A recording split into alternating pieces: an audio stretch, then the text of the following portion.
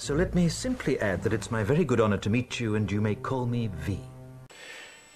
Hi everyone, Spider-Kel back again for another video review. This time wanting to do another NECA toy, or figure, which I've had for quite a long time. I picked this up, it's a good few years ago. So this is quite an old figure, but this is a figure I definitely want to review because it is based on one of my all-time favourite graphic novels and what I could safely say is my all-time favourite film, which is V from V for Vendetta. Now, just a little bit of background history. V for Vendetta was first graphic novel which was published between March 1982 and May 1989. Ran for 10 issues and then it came out as a complete works. Then in 2006 there was the movie adaptation starring obviously Hugo Weaving as V. Now, I came into it from the movie. I will admit that I didn't read the graphic novel first. I watched the movie first. When I first went to go see the movie as well, I wasn't too sure what to make of it. I didn't know whether I wanted. I wanted to see it, but I wasn't too sure. When I sat there at the beginning, I thought, oh, I wasn't too sure. By the end of it, I was blown away. I can't really even explain why I enjoyed the film so much. It just really, something really hit me about it. Just about how this is obviously a film a film and graphic novel that was based in the 1980s. How they saw the 1990s going as a very much dictatorship with curfews and politics that were so corrupt, and were controlling our every move. V was basically the sole survivor of an experiment in which everyone died except for V. He was the only one to kind of survive the what was called Brand 5, which gave him increased reflexes, increased intelligence, pain endurance, and things like that. And he's just a fantastic character. He goes around as a Guy Fawkes persona, intent on bringing down the government, which, as obviously, is what Guy Fawkes did when he tried to destroy Parliament. So, and I don't know, something about the film just really hit me. Something about it just really, and I just came out the film just with my eyes open, sort of thing, as to how corrupt a government could be, and how people could just lay back and take it, and how, if that ever happened, would someone, not as quite as dramatic as V, but would someone step up and say, hell to hell with this, and kind of like take them on, and it really got me thinking. And then I went to Florida back in 2006, shortly after I'd watched the movie, and I found the graphic novel there and I bought it and I read it. Since then, if you were to ask me which is my favourite, the movie or the graphic novel, without a doubt the graphic novel. That is what started it. It goes into so much more detail and it's just a fantastic read, it really is. The movie is still one of my all-time favourite movies though, just because I watch it every November the 5th as well. Every single November the 5th I will sit and watch V for Vendetta, and I could sit and watch it again and again. I adore it. It's my favourite film. So anyway, on to the figure. Now, as I said before, this is a figure from NECA, and I adore this figure. Like with all NECA figurines, this has just got so much detail. I mean, I'll just show you V stood there.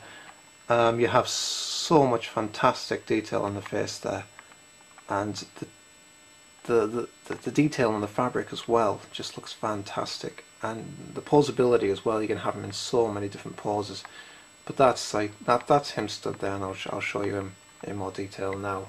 But just fantastic figure. I mean, one thing as well that's so good is try and get this right. You can even take his hat off as well and have him just stood like that, and even then he looks incredible.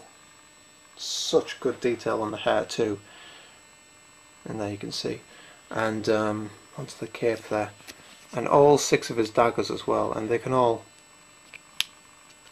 not very well, they can all be removed.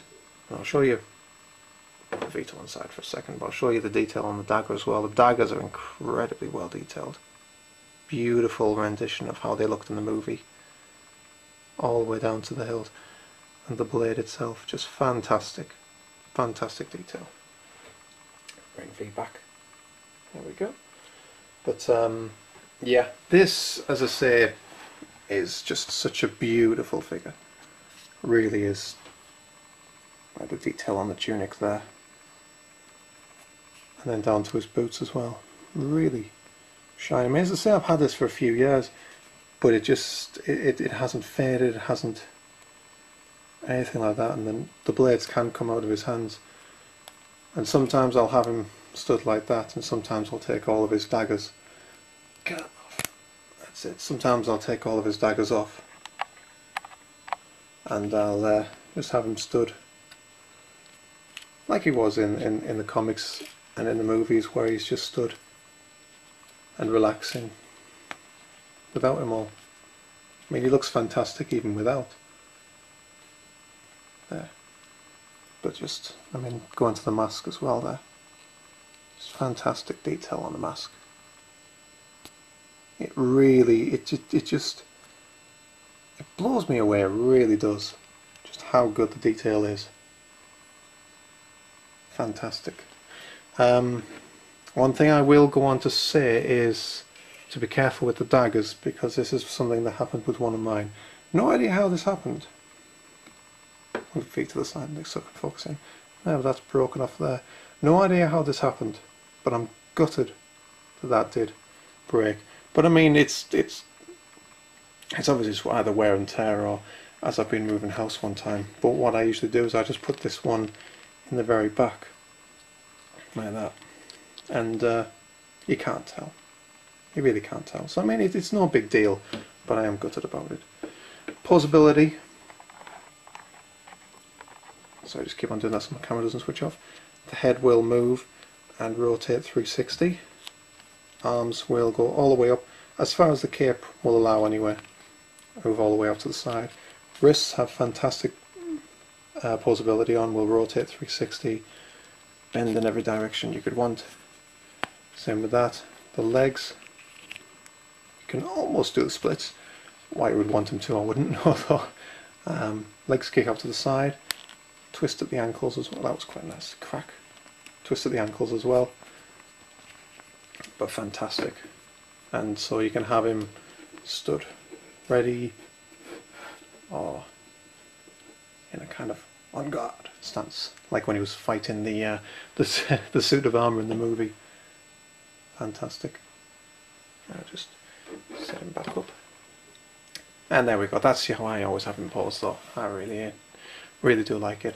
It's just you can get different versions as well. I know you can get a much taller version than this. I did look at them all when I bought this one, but just this one had so much detail in it. It just looked better out of the rest of them, I thought. I might be wrong. Sometimes you look at these things online, you think, oh, that looks really good, and you buy it, and it's just tripe. Sometimes you look at it and think, oh, I don't really like that. Then when you actually see it in person, you think, oh, no, actually, it's different. It depends, I suppose, as well on what sort of production pictures they show you. Sometimes they show you different to what they actually release. But I highly, highly recommend this. Again, another NECA figure. Having a very quick look online just recently. As I say, I bought this quite a few years ago. But having a very quick look online just recently, he's around about £12–13 over here in England, which I think is fantastic value. With it being so old, you could probably get it for cheaper than that. But as I say, if you do, I'd say to be careful. Make sure he comes with his hat, that none of the holsters here are broken, and definitely that all the daggers are cracked, as mine is. Otherwise, if you're a fan of the graphic novel or the film or both, I highly, highly recommend it. I can't recommend it enough. A lot of my figurines kind of like come and go. I'll buy them, have them displayed, then I'll kind of they'll make way for other figures. This is one that's stood the test of time and will continue to do so, I believe. I love this figure. Absolutely love this figure. So highly recommend it, guys. So anyway, hope you enjoyed the review. I will be back probably in the next couple of days with another review. Until then, take care. Hope you enjoyed, and I'll see you soon. Remember, remember the 5th of November, the gunpowder, treason, and plot. I know of no reason why the gunpowder treason should ever be forgot.